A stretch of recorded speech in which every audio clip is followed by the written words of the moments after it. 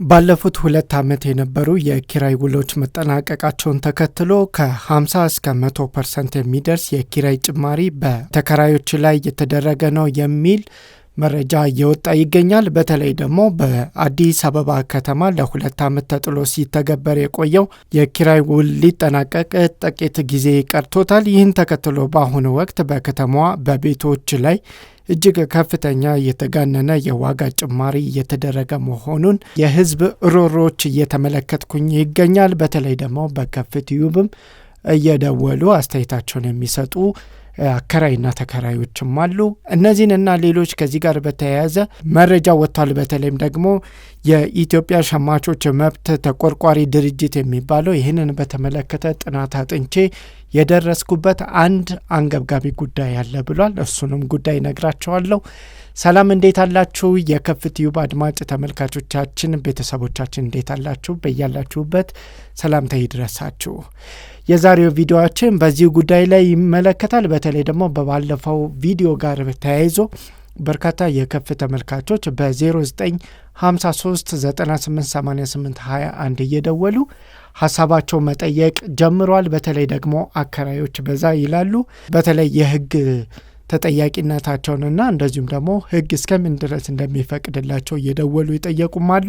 ጥቂት የማይባሉም እንደዚሁ ተከራዮችም ደውለው መብታቸው እስከምን ድረስ እንደሆነም የጠየቁ አሉ። እንደውም አንዳንዶቹ የህግ ባለሙያም ጭምር እንድጠቁማቸውም ይጠየቁኛሉ። በዋናነት መነሻ ምክንያታቸው ምንድነው የሚለው በአከራይም በተከራይም በኩል ያለውን እነግራቸዋለሁ። በመሀል ደግሞ መንግስት በቅርቡ የዋጋ ማሻሻያ ያደርጋል ወይስ አያደርግም የሚልም ደግሞ እንዲሁ በእንጥልጥል ያለ ነገር አለ። በዚህ ጉዳይም የሰማሁት ነገር አለ። እሱን እነግራቸዋለሁ። ብቻ ቪዲዮን ከመጀመሪያው እስከ መጨረሻው ጠብቁኝ። ላይክ በማድረግ ጀምሩ። ክፍያችሁ ላይክ መሆኑን አትርሱ። ወደ ቪዲዮ እንለፍ። የሚሸጡ አፓርትመንት ቤቶች ማስታወቂያ። አንደኛው ባለ 2 መኝታ 2 ስቶር ያለው 139 ካሬ አፓርታማ ቤት ከነሙሉ የቤት ዕቃው ይሸጣል። የቤቱ ሙሉ ይዞታው ይህ በምስል የምትመለከቱትን ይመስላል። ዋጋው 14 ሚሊዮን የኢትዮጵያ ብር። የቤቱ መገኛ ቦታ አያት መቄዶንያ አካባቢ። ቤቱን ሄዶ ለመመልከት አሊያም ሙያዊ ምክር ካሻው በ0953988821 ይደውሉ። ሌላ የሚሸጥ አፓርትመንት መኖሪያ ባለ 2 መኝታ ቦታው ሲኤምሲ አዲስ ዓለም አቀፍ ኮንቬንሽን ማዕከል ፊት ለፊት አዲስ ከተገነባው ፓርክ ከፍ ብሎ ጊፍት ሪል ስቴት አካባቢ ሙሉ በሙሉ የተጠናቀቀ ወዲያው እንደከፈሉ መኖር የሚችሉበት ቤት። ጠቅላላ ዋጋው 14 ሚሊዮን 850 ሺህ ብር ብቻ። ቅድመ ክፍያ ግማሹን 7 ሚሊዮን 425 ሺህ፣ 80%ቱን ከፍሎ ቀሪውን እየኖሩ ያለምንም ወለድ መክፈል ይችላሉ። የ80%ቱ ዋጋ 11 ሚሊዮን 880 ሺህ ብር ነው። ለበለጠ መረጃ ወይም ቤቱን ለመመልከት በ0953988821 ይደውሉ። ቀደም ሲል መግቢያ ላይ እንደነገርኳችሁ የከፍትዩብ አድማጭ ተመልካቾቼ በአዲስ አበባ ለ2 ዓመት ተጥሎ ሲተገበር የቆየው የኪራይ ውል ሊጠናቀቅ ጥቂት ጊዜያት ቀርተውታል።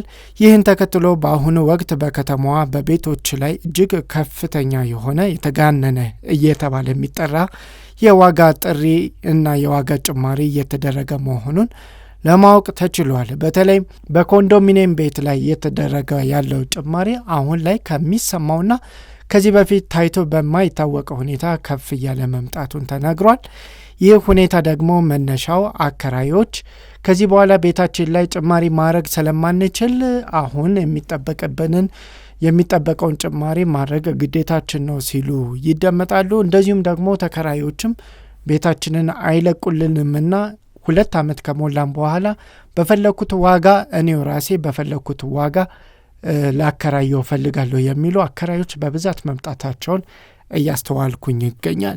የኢትዮጵያ ሸማቾች መብት ተቆርቋሪ ድርጅት ባወጣው መግለጫ በኢትዮጵያ እየታየ ያለው የዋጋ ግሽበትና የኑሮ ውድነት በህብረተሰቡ ላይ እያሳደረ ያለውን ጫናና መሰረታዊ ሸቀጦች ላይ በየቀኑ ሰማይ እየነካ የሄደ የዋጋ ንረቱ ሸማቹን የመግዛት አቅም በእጅጉ እያዳከመው ይገኛል ማለቱን በሪፖርቱ አመልክቷል። ለዚህም መፍትሄ ሊሰጠው እንደሚገባ መንግስትን አሳስበዋል። ይሄው ድርጅት በተለይ ባለፉት 2 ዓመት የነበሩ የኪራይ ውሎች መጠናቀቃቸውን ተከትሎ ከ50 እስከ 100% የሚደርስ የኪራይ ጭማሪ በተከራዮች ላይ የተደረገ ነው። ይህም አረጋግጫለሁ ሲል ድርጅቱ ይፋ አድርጓል።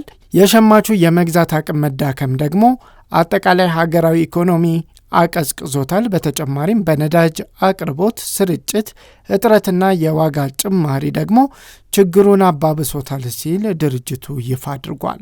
የድርጅቱ መስራችና ዋና ዳይሬክተር አቶ ቁምላቸው አበበ ለሸገር ኤፍኤም 102.1 ሬዲዮ ጣቢያ በሰጡት ቃል ድርጅቱ በአዲስ አበባ የተለያዩ አካባቢዎች ጥናት ማድረጉና ለኪራይ ንረቱ አሉታዊ አስተዋጽኦ እያደረጉ ያሉ ሁኔታዎችን መታዘቡን እንዲሁም ጭማሪው መደረጉን መመልከቱን ተናግሯል። በዚህ ዙሪያ ላይ እኔ ተንተን ያለ መረጃ ሰጣችኋለሁ። እንዳልኳችሁ እማኝ ነኝ። በጣም በርካታ ተከራዮችና አከራዮች ወደ ከፍቲው ደውለዋል። ያሉትን ነገር በግልጽ ነግራቸዋለሁ። ወደ መረጃው ልመለስ። እንዲህ ይላል።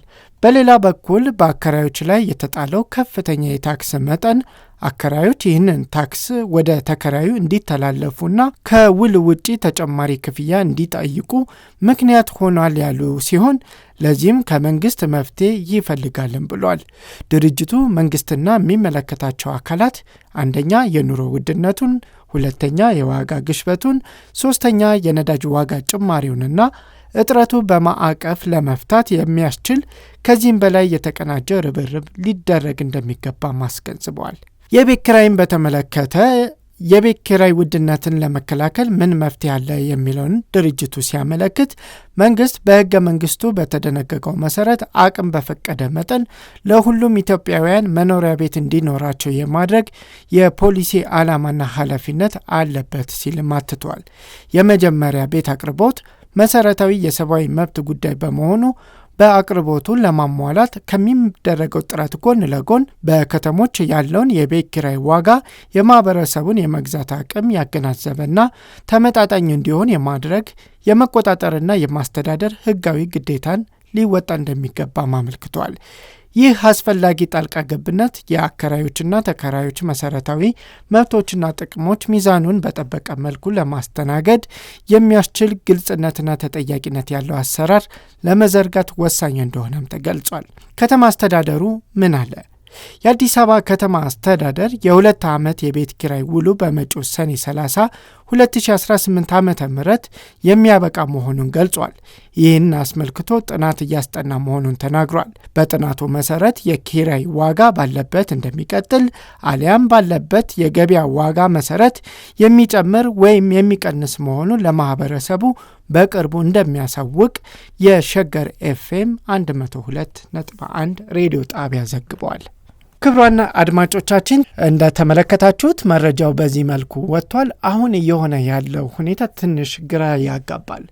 በተከራይ ቦታም ሆኖም ነገሩን ለሚመለከተው በአከራይ ቦታ ሆኖ ለሚመለከተውም ተመሳሳይ ችግሮች አሉ። ከተከራዮቹ ልጀምርና ተከራዮቹ ምን አይነት ጥያቄ ጠየቁ የሚለውን ነገር ልንገራችሁ። አንድ ስማቸውን ያልገለጹ የከፍ ተመልካች ደውለው እንዲህ አሉኝ። በአንድ ወቅት 40 ሺህ ብር ሲከራዩት የነበረውን አፓርትመንት 20 ሺህ ብር ጨምረናል፣ ካልጨመርሽ ቤቱን ልቀቂ የሚል ጥያቄ ያቀርቡላቸዋል።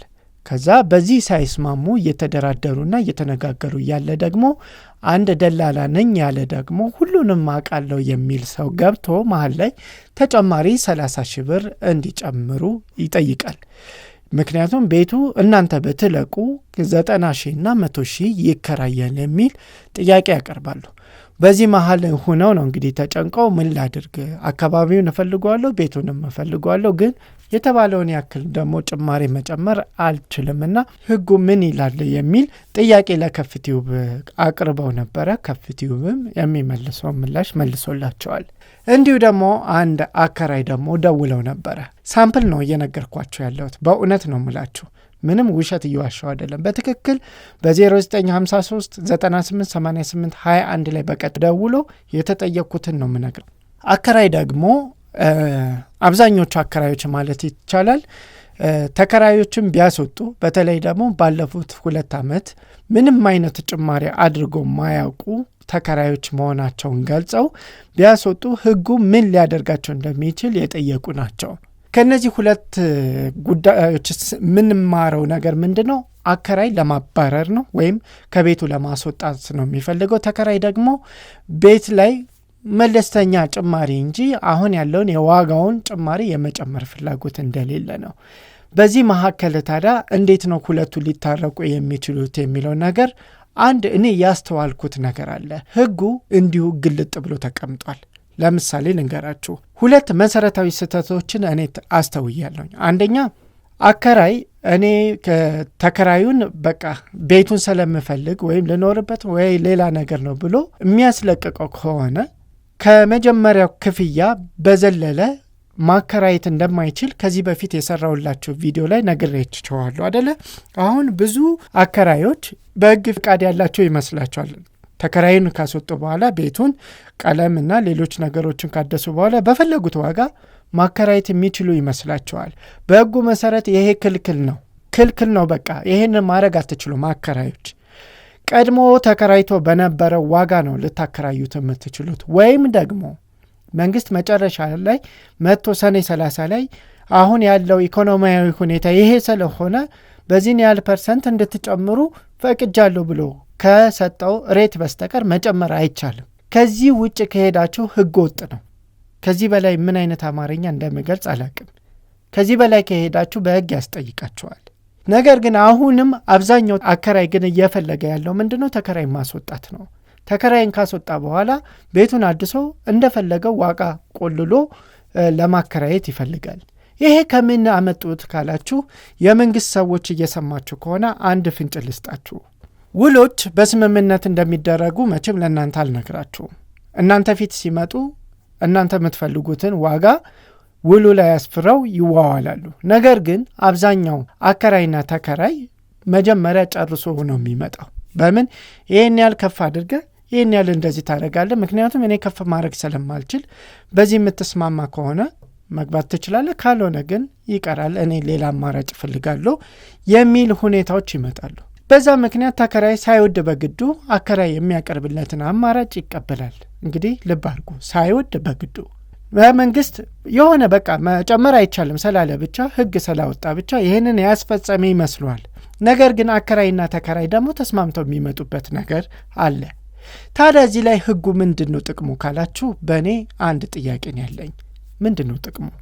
ምክንያቱም የተከራዩንም መብት በትክክል ካላስጠበቀ የአከራዩንም የቤቱን ባለቤትነት የመጠቀም መብቱን በሚገባው ልክ ካላስጠበቀ ህጉ መሃላቸው ውስጥ ገብቶ ምንድነው የሚሰራው ካላችሁ ምናልባት መንግስት ለግብር ለመሰብሰብ መነሻ የሚሆን ዳታ ከመስጠት ውጪ ምን ያመጣል? እሱም ቢሆን እኮ የመንግስት የሚገባውን ገቢ ያገኝ አይደለም እውነት ለመናገር። ምክንያቱም ውል ላይ የሚሰፍረው ሌላ፣ በቃል ተነጋግረው የሚገቡት ሌላ።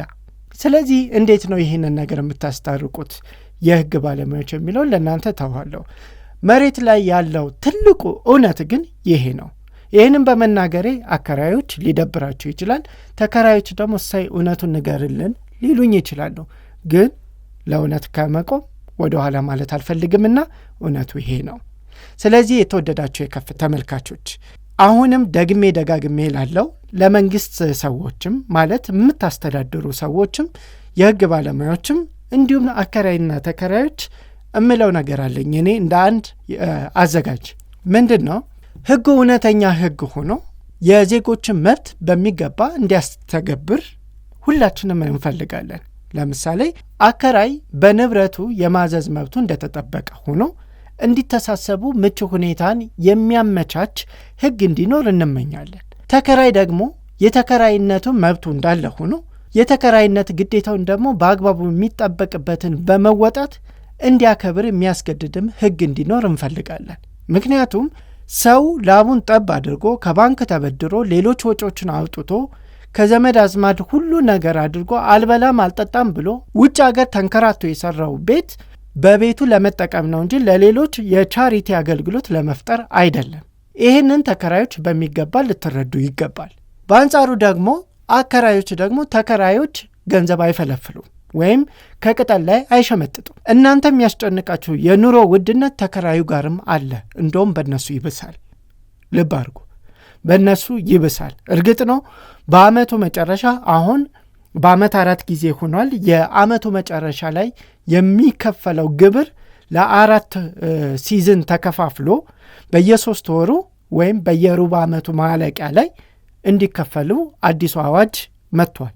ይህ ሁኔታም እያስጨነቀ እንደሆነ በተወሰነ ደረጃ ቀደም ሲል ባነበብኩት ዜና ላይ ነግሬያቸዋለሁ። አንደኛ ግብሩ በመጫኑ ምክንያት የግብሩን ሁኔታ ወደ ተከራዩ የምትወስዱ አከራዮች አላችሁ። አሁን እዚህ ጋር ወደድንም ጠላንም የሰብአዊነት ጉዳይ መምጣት አለበት። ምንም ሰብአዊነት እንኳን ባይኖረን አሁን እዚህ ላይ የግድ ያስፈልገናል። በቃ መጨካከን ይበቃል፣ በእውነት ይበቃል። ነግሬያቸዋለሁ። እኔ ተከራይ ነኝ፣ ግን ተከራይ ስለሆንኩኝ እንደፈለግኩኝ ዘል አልፈልግም። ምንድነው አከራዮች ያሉባቸው መሰረታዊ ወጪዎች አሉ። ልክ እንደኛም እነሱም ይኖራሉ እዚህች ሀገር ላይ አይደለ? እኛም ያንገበግበን የኑሮ ውድነት እነሱም ያንገበግባቸዋል። ልክ እንደዚሁ ደግሞ ተከራዩም እንደዚሁ ተመሳሳይ። ስለዚህ እኛ መስማማት መቻል አለብን። በመስማማት ሂደት ውስጥ ደግሞ መንግስት አጋዥ መሆን አለበት ብዬ አስባለሁ። አከራይና ተከራይ በፊት ይተሳሰቡ ነበር። ይህንን ታውቃላችኋ? ምክንያቱም እኔ ተከራይ ነኝ። እንዴት አድርጌ አከራዮቼን መያዝ እንዳለብኝ አውቃለሁ። በደንብ እንተሳሰብ ነበር። ከዛ በኋላ ሕግ ከወጣ በኋላ ፊቱ ያልጠቆረ አከራይ አለ ወይ? ከዛሬ ነገ እኮ አሁን እኮ እየተደረገ ያለው በእውነት ነው ምላችሁ፣ ሰኔ 30 እኮ እንደ ማስፈራሪያ የሚናገር አከራይ አለ። ይህንን አታውቁም? ይሄ ሰኔ 30 ደርሶ እኔ ነኝ የማውቀው የሚሉ አከራይ የሉም። እኔ ስለምባል ነው። ግልጹን ልንገራችሁ። ይሄ ሕግ ከወጣ በኋላ ከፈረማ በኋላ አከራዮቹን እንዴት ዋላችሁ ማይል ተከራይ እንዳለ ታውቃላችሁ? እየሳቀ እያሽሟጠጠ የሚያልፍ ተከራይ እንዳለ አታውቁም? ስለዚህ ምንድን ነው የምንፈልገው? በእውነት የምሬን ነው እንዴ? መንግስት እኮ በቃ ነገር ዓለሙን ትቶ እኮ እኛን ሲያሸማግል አይኖርማ። ስንት ስራ አለበት። ስለዚህ ምንድን ነው በቃ ወደ ቀደመው ማንነታችን እንመለስ እንጂ ሕግ እውነት ነው እኛን ለመጠበቅ ይመጣል። ሲመጣ ግን እኛ ተመቻችተን ልንጠብቀው ይገባል እንጂ ለሕጉም ሳንኖር ለዚህኛውም ሳንኖር በመሃል ቤት እንዲሁ ተንጠልጥለን ያለ ነው እኮ። መንግስትም እንደ መንግስት ማሟላት ያለበትን ነገር አየር ላይ ተንጠልጥሎበታል። እንዳልኳችሁ ነው። ሕጉ በትክክል ተተግብሮ ቢሆን ኖሮ አከራይም አይጨነቅም፣ ተከራይም አይጨነቅም። ታዲያ ምን ችግር ተፈጠረ ካልን ሕጉ ብቻውን ነው የተንጠለጠለው። አከራይ ለብቻው ነው፣ ተከራይም ለብቻው ነው። አንዳንዱ በጎሪጥ ይተያያል፣ አንዳንዱ ደግሞ ቀን ይጠባበቃል። ጎበዝ ወዴት እየሄድን ነው? ስለዚህ ይሄ መሰረታዊ ችግር እየሆነ ነው። አሁንም ሰኔ 30 ላይ ምን እንደሚወሰን አይታወቅም። እየሰማችሁ ነው። መንግስት 10% ሊል ይችላል፣ 5% ሊል ይችላል፣ ጨምሩ ሊል ይችላል። እርግጠኛ ነኝ ይሄ ሊሆን ይችላል። ምክንያቱም እያያችሁ ነው። ነዳጅ ጨምሯል፣ ምናምን ጨምሯል፣ ኤሌክትሪክ ጨምሮ፣ ውሃ ሁሉ ነገር ጨምሯል። መቼም ይሄ የሆነ ያለ ደግሞ ዝም ብሎ አያይም። ምክንያቱም የሀገራዊና ነባራዊ ሁኔታዎችን እያየ መንግስት በአመቱ መጨረሻ ማሻሻያ ያደርጋል ይላል አዋጁ። ይህንን ስለሚል መንግስት ሁኔታውን አይቶ የሆነ ነገር ጨምሮ ሊል ይችላል። አንደኛ እዚህ ጋር አደራ ምለው በተገባው ቃል መሰረት ማለትም በተባለው መሰረት መጨመር 50% እኮ በጣም ከባድ ነው ጎበዝ። ይህንን አስቡት እንጂ 50% ማለት እኮ አስቡት። አሁን 10,000 ብር ኪራይ የሚከራይበት ቤት ላይ እኮ ግማሹን ነው የምትጨምሩት። 15,000 ልታስገቡት ነው ማለት ነው። አረ እንተዛዘን፣ በእውነት እንተዛዘን። አንደኛ በተለይ ኮንዶሚኒየም ቤቶች ላይ ያላቸው አከራዮች አስቡ። ውሃ ማን ነው የሚከፍለው? ራሱ ተከራዩ አይደል እንዴ? መብራት ማን ነው የሚከፍለው? ተከራዩ አይደል እንዴ? ቢጨምር ተከራዩ ላይ አይደል እንዴ የሚጨምረው? እንደምናውቀው ደግሞ አብዛኛው ኮንዶሚኒየም የት ነው ያለው? ከከተማ ውጭ አይደል እንዴ? ትራንስፖርት አሁን አልጨመረም? ዝቅተኛው አሁን ስንት ነው? በነዳጅ መጥፋት ምክንያት ታክሲዎች ስንት ነው ያስገቡት? እስኪ ተናገሩ፣ ስንት ነው ያስገቡት? እጥፍ አይደል እንዴ? የ25 ብሩ መንገድ አይደል እንዴ 50 ብር እየጠየቁ ያሉት? የ10 ብር መንገድ አለ አሁን። ስለዚህ ለትራንስፖርት አውጥተው ለመብራት አውጥተው ምናምን አውጥተው እንዴት ነው የሚሆነው? እዚህ ውስጥ ደግሞ እውነት ነው አውቃለሁኝ። በቃ ሰው ንብረት ያፈራው ቤት የሰራው የገዛው በብድርም ሊሆን ይችላል፣ በሌላም ይሆናል። እንዴት ላባችሁን ጠፍ አድርጋችሁ እንዴት ዋጋ ከፍላችሁት እንደሰራችሁትም አውቃለሁ። ምክንያቱም ንብረት ያለው ቤተሰብ አለኝ አውቃለሁኝ። ግን መተሳሰብ አለብን። በቃ መተሳሰብ አለብን። ኧረ በስመ አብ ከዚህ ባሰ ጊዜ ቢመጣ ምን ልንሆን ነው? በጌታ እንዴ እግዚአብሔርን እኔ አሁን አንዳንድ ጊዜ ግራ ነው የሚገባኝ እኮ ትንሽ ስሜታዊ ሆንኩኝ መሰለኝ አቅራቢነቴን ትቼ። የምሬ ነው። አንዳንዴ እንደ ሰው ማውራት ነው በቃ የሚያስፈልገን አይደል? እሱ ስለጠፋ እኮ ነው እንዴ በስማ እና እኔ የሚሻለው የሚመስለኝ ይሄ ነው። በቃ እኔ ደግሞ ያለብኝም ኃላፊነት ይሄ ነው ይመስለኛል። ይህን ያህል የሚያክል ሚዲያ ይዤ ዝም ብዬ እያስመሰልኩ መኖር አልችልም። በእውነት ነው የምላችሁ። በቃ ስርዓት እንያዝ፣ እንዘን እስኪ። ኧረ እግዚአብሔርም አይለመነንም በመድኃኒዓለም እንደዚህ ከሆነን እንተሳሰብ። በስመ አብ ወወልድ ወመንፈስ ቅዱስ። ስለዚህ እንደዚህ አይኮንም አውቃለሁኝ። በቃ ስሜታዊ ሆኛለሁኝ፣ ይብቃኝ። ብቻ ግን አሁን ያለው ሁኔታ እንደዚህ ነው። የአከራይና የተከራይ ሁኔታ ያስጠላል። በቃ ሙዱ ምንም ደስ አይልም። እውነት ለመናገር አንድ ነገር ልንገራችሁ። በባንክ ቤት የገዙትን ሰዎች አስቧቸው እስኪ። በባንክ ቤት የገዙ ሰዎችን አስቧቸው። እነዚህ ሰዎች ምን አይነት መከራ ውስጥ ሊገቡ እንደሚችሉ አስቡ። ቤት አላቸው በባንክ። ስለዚህ የባንክ ክፍያ ወራዊ ያለባቸው የወለዱ ማለት ነው። የእነሱ ኑሮ አለባቸው።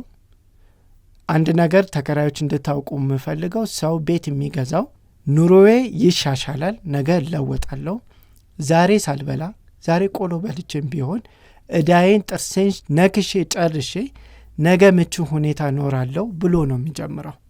እንደዚህ አይነት የእዳ ማቅ ውስጥ የሚገባው በዚህ ምክንያት ነው። እንዲህ ሆኖ የገባለትንም ቤት ገበያው መክፈል የሚገባው ነገር እያየ ለምሳሌ 22-23 ሺህ ብር ኮንዶሚኒየም ቤት እየተከራየ በ12 ሺህ ብር ተከራይተ ቁጭ ያልከ ሰውዬ ሞራልህ ይገርመኛል። በእውነት ይገርመኛል። ደግሞ ወደ እናንተም ልዙር እንጂ ሞራል ብትወጣ እኮ ማረፊያ መውደቂያ እንደሌለ ታውቀዋለህ አይደል? እንዴት ነው ትንሽ እንኳን ማሰብህን ለማሳየት የሆነ ጭማሪ የማታደርገው? ባለፈው ነግሬያችኋለሁ የከፍቲው ተመልካቾች። ትልቁና መሰረታዊ ችግራችን መኖር የሚገባንን ህይወትና ያለን ገቢዎችን ማጣጣም ባለመቻላችን ሰማይና ምድር ነክቶብን ነው። በቃ ለጊዜው አልሆነም ማለት ነው ለአንተ በቃ ኮንዶሚኒየም መኖር። ስለዚህ ገቢህን እስክታሻሽል ድረስ ለጊዜው የሚመጥንህ ቦታ ኑር። በእውነት የምሬ ነው። ይሄ ትልቅ እና ትክክለኛ ምክር ነው። በቃ አንተ መኖር ያለብህ 10 ሺህ ብር ኪራይ የሚጠየቅበት ቤት ውስጥ ነው እንጂ 20 ሺህ ብር የሚጠየቅበት ቤት ውስጥ አይደለም ማለት ነው። አሁን ያለው ኢኮኖሚያዊ ሁኔታ የሚያዘህ አይ ሙቼ ይገኛለሁ ምናምን ካልከ ግን እልህ ነው የምትጋቡት። የማይሆን እልህ ውስጥ ትገባላችሁ። እልህ ደግሞ ምላጭ ያስወጣል። መጥፎ ነው፣ በጣም መጥፎ ነው። እናንተንም ሌሎቻችሁንም ገደል ይዞ ነው የሚሄደው። ስለዚህ ተሳሰቡ፣ ግድ የለም በመተሳሰብ አትከስሩም። ለጊዜው የከሰራችሁ ሊመስላችሁ ይችላል። ነገ ከነገ ወዲያ ግን ታተርፋላችሁ። በእርግጥ አይልደወሉም ወይ ቁጥራቸው ትንሽ ይሁን አላቅም። ብዙ አከራዮች ተከራዮችን ተሸክመው የሚኖሩ አሉ። ተሸክመው በቃ ይሄ ቃልም ይገልጻቸዋሉ። በእውነት በቃ ምንም የማይሞቀው የማይበርደው ተከራይ የያዙ እንዶ የት ይወድቃል ብሎ የሚያስቡ የሚራሩ አከራዮች እንዳሉ ግልጽ ነው። እነዛን ሰዎች ለመስማት በጣም እመኛለሁ በእውነት። እኔ ጋር የሚደውለው ምንድን ነው እንደዚህ ተጨመረብኝ እንደዚህ እና እንደዚህ ልል ነበረ፣ ህጉ ምን ይላል? ያኛውም አከራዩም ይመጣና እንደዚህ ነበረ፣ ይኸው እስካሁን 3 ዓመት 1 ሳንቲም አልጨመረም፣ ለወደፊቱም የሚጨምር አይነት ሰው አይደለም፣ ጭራሽ ይዝትብኛል እና ምን ላድርግ? በቃ ወሬ ሁሉ እኮ ይሄ ነው። አሁን ሰኔ ላይ ሲደርስ እባካችሁ በተለይ ደግሞ የመንግስት ሰዎች እስኪ በቃ አሁን አያችሁታ 2 ዓመት ተፈተሸ ህጉን። እስኪ ቁጭ በሉና የህግ ባለሙያዎች አርቃቂዎች ምናምን ቁጭ በሉና እዩት። አዋጣ ወይስ አላወጣ? ያተረፈው ነገር አለ ወይስ ያጎደለው ነገር?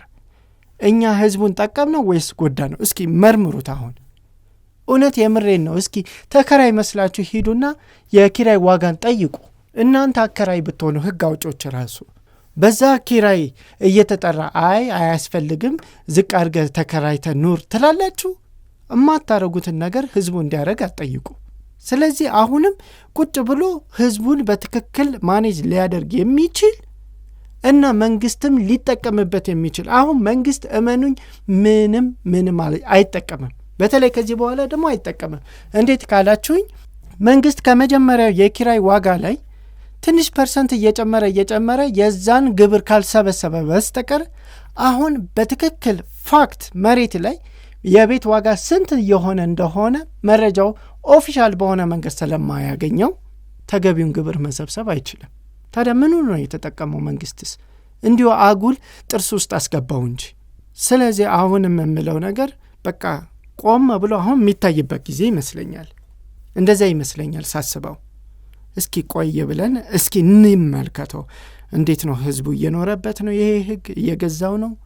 አሁን ከነቂስ እስከ ነቂስ ሁሉም ሰው ወደ ወረዳ ሂዶ ቤቶች ጽፈት ቤት ተፈራርሟል። የቤት ኪራይ ተፈራርሟል። ይሄ ህግ አክባሪነቱን ህዝቡ ያሳያል። ከዛ በኋላስ ህጉን ግን አልተከተለው። ህጉ የሚለውን እንደዚህ አድርግ አጨምር የሚለውን አልተከተለውም። በቃ ለምን እሱ እኔ አላቅም። ያው ሌሎቻቸው የምታውቁት ተወቁት እና በደንብ መታየት አለበት ለማለት ነው። አመሰግናለሁኝ። በሌላ ርዕስ እመጣለሁኝ። ለዛሬው በዚህ ይቆየን። ቻው።